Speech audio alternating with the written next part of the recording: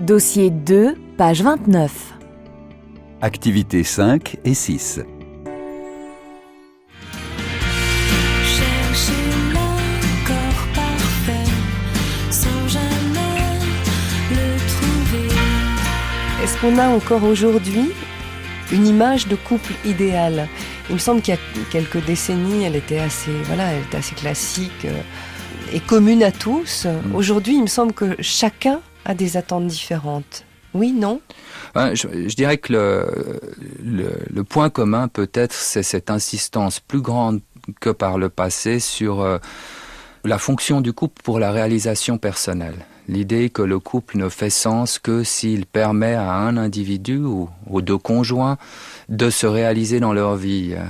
Dans les couples de nos parents ou de nos grands-parents, on se mettait certes en couple parce qu'on s'aimait, mais ça participait à une sorte de destin social, un destin collectif. Il fallait passer par là, avoir des enfants, se marier sans trop se poser de questions sur la suite. Actuellement, le mouvement s'est inversé. On reste convaincu de l'utilité du couple, de la nécessité du couple, mais cette nécessité, elle est rapportée à une trajectoire personnelle qui s'individualise de plus en plus, donc qui devient de plus en plus propre à un individu particulier, avec son rythme professionnel, son rythme sentimental propre. Et donc, de ce point de vue-là, le couple dépend, plus que par le passé sans doute, d'une orientation de projet. Du point de vue sociologique, les couples qui semblent mieux marcher que les autres, alors à nouveau, il ne s'agit pas d'être déterministe, il n'y a pas une recette parfaite qui vous indiquerait que vous avez 100% de chance de rater ou de réussir votre couple.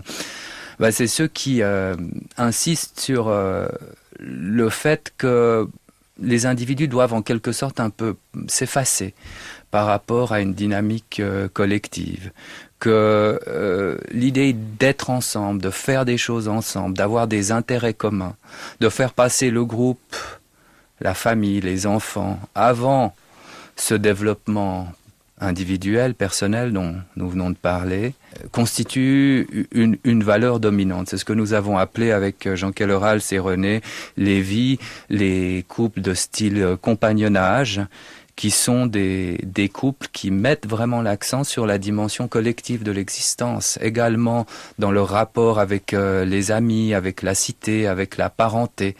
Cette idée qu'il y a un nous qui domine les intérêts individuels. Et on a remarqué que ces couples-là avaient une probabilité de survie un peu plus élevée que ceux où l'insistance sur l'individu aurait la primeur. Je souris parce que quand on préparait cette émission, je vous ai posé la question, je vous ai dit, est-ce que c'est une question, être en couple, c'est renoncer, ça vous a fait réagir? Et en fait, vous venez de me dire ça, c'est-à-dire que être en couple, c'est renoncer à une partie de soi.